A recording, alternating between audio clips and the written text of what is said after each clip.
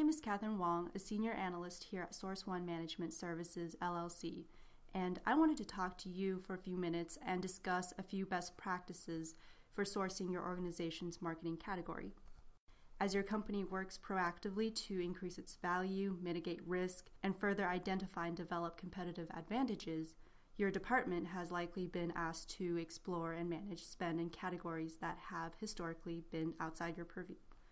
From what we've seen with many of our clients, procurement is getting involved in categories like IT, sales, and marketing, many of them for the first time.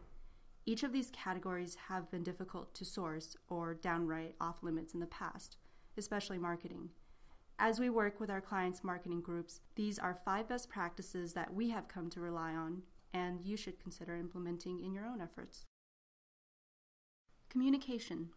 By emphasizing communication, clearly detailing the scope of work for the project, brand team expectations, timescale, and the agency selection process accessible, brand teams, procurement, and agencies are better situated to select an agency that is the best fit for the engagement, as parties are able to make more informed decisions and address problems in a more efficient manner.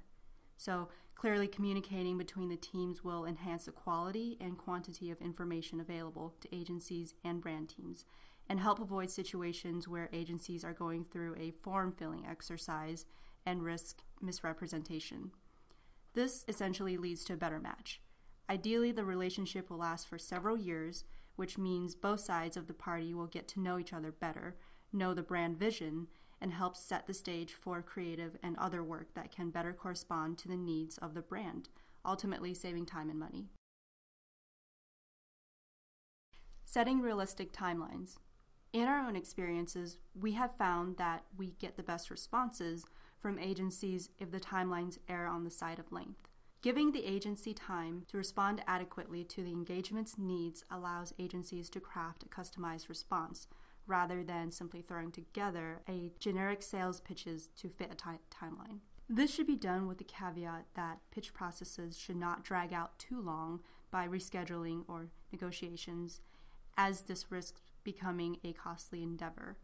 As explained by Digiday.com, if it takes 6 months to select an agency and then 3 months to ramp up, it's a massive deal to change, and switching costs are very high. As a facilitator between the brand teams and agencies, procurement should expect to work with both parties to arrive at a common ground. Transparency and honesty.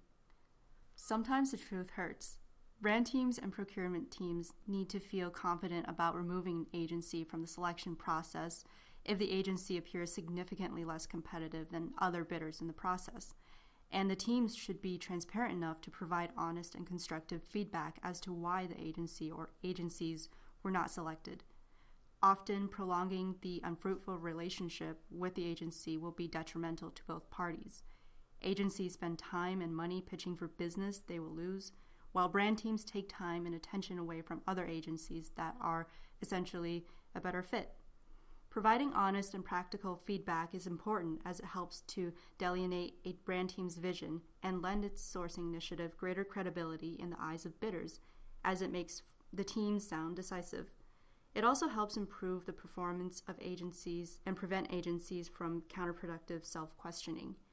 In the long run, agencies will thank those who give thoughtful and truthful advice, despite the initial sting of rejection, and will potentially lead to better relationships in the future.